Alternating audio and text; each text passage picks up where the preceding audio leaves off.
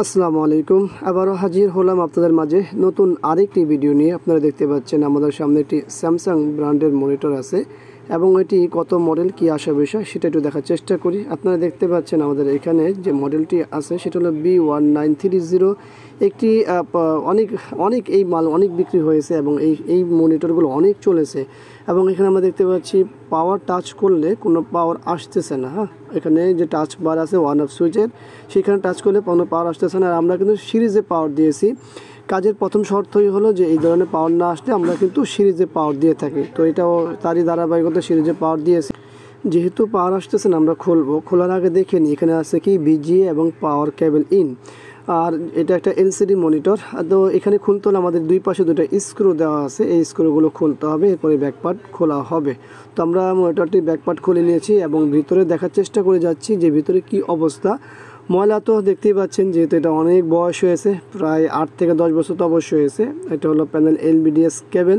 আমরা এটাও খুলে নিই, যেহেতু আমাদের পুরো সার্কিটটাই খুলতে হবে, তো সব কিছুই খুলতে হবে। এটা আমাদের টাচ বারের কেবল, এটা আমরা খুলে নিব। পাশাপাশি এটা হলো আমাদের যে এলইডি লাইট আছে, লাইটের কানেকশনগুলো, এটা টিএফটি লাইট ব্যবহার করা হয়েছে ভিতরে, যেটাকে আমরা এলসিডি লাইট বলে থাকি আর কি। তো যাই হোক, আমরা সব কিছু খুলে নিলাম। এই হলো আমাদের কার্ডের অবস্থা। এখানে পাওয়ার বোর্ড এবং ভিডিও বোর্ড দুইটাই আছে।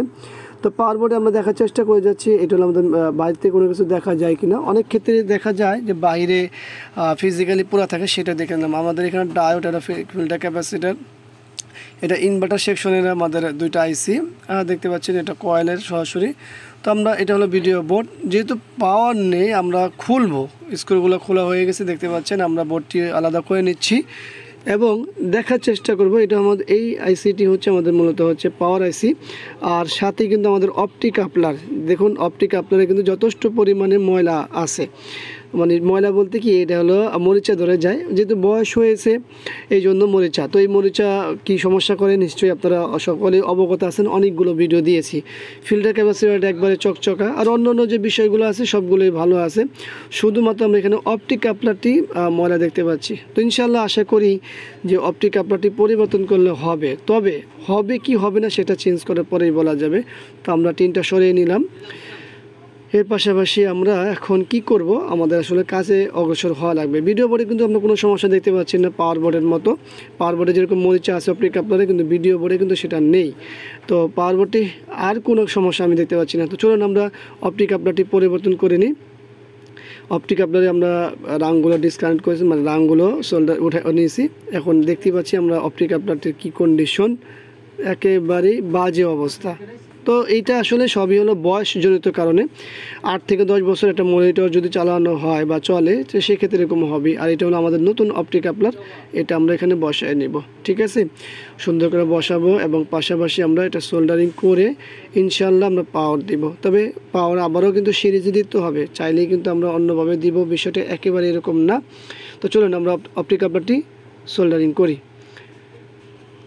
অপটিক কাপলারটি আমরা সোল্ডারিং করব, তার আগে একটু বসা নিতে হয়তো ভালোভাবে, এলো মূল বিষয়। ঠিক আছে, তো অপটিক কাপলার আমাদের সোল্ডারিং করা হয়ে গেছে। এই হলো অপটিক কাপলারটি পরিবর্তন করা। আমরা এখন পাওয়ার দিব, কিন্তু পাওয়ার দেওয়ার আগে আমাদের সব কিছু লাগিয়ে নেওয়া উচিত। হ্যাঁ, লাগিয়ে নিলাম। দেখতে পাচ্ছেন প্যানেল এলবিডিএস কেবল বা যত কানেকশনগুলো আছে সব কিছু, টাচবারের সুইচে যে ইয়েটা আছে সেটাও লাগিয়ে নিলাম।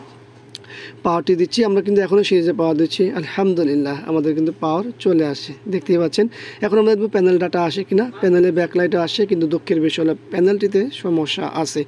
এটাও কিন্তু অনেক বয়স, এখানে সম্ভবত পানি প্রবেশ করছে, এমন কোনো কিছু হতে পারে। তো আমাদের যে মূল কাজ সেটা হলো পাওয়ারের, সেই সমস্যাটা সমাধান করলাম কীভাবে সে নিশ্চয়ই আপনারা দেখতে পেরেছেন। ভিডিওটি আশা করি ভালো লাগবে। ভিডিওটি ভালো লাগলে লাইক, কমেন্ট, শেয়ার অবশ্যই আমাদের এই চ্যানেলটি সাবস্ক্রাইব করবেন, পাশে থাকা বেল বাটন চাপ দিয়ে রাখবেন। এখানে আমাদের আর কোনো কিছু করার নেই, কোনো কিছুই করার নেই। তো এটা হলো কেন সেটা নিশ্চয়ই আপনারা অবগত আছেন। পাওয়ারের সমস্যা সমাধান করার পরে এই সমস্যা দেখতে পেলাম। আবারও দেখাবেন ইনশাআল্লাহ অন্য কোনো বিষয় নিয়ে। আজকের মধ্যে এখানে বিদায়। আল্লাহ হাফিজ, আসসালামু আলাইকুম।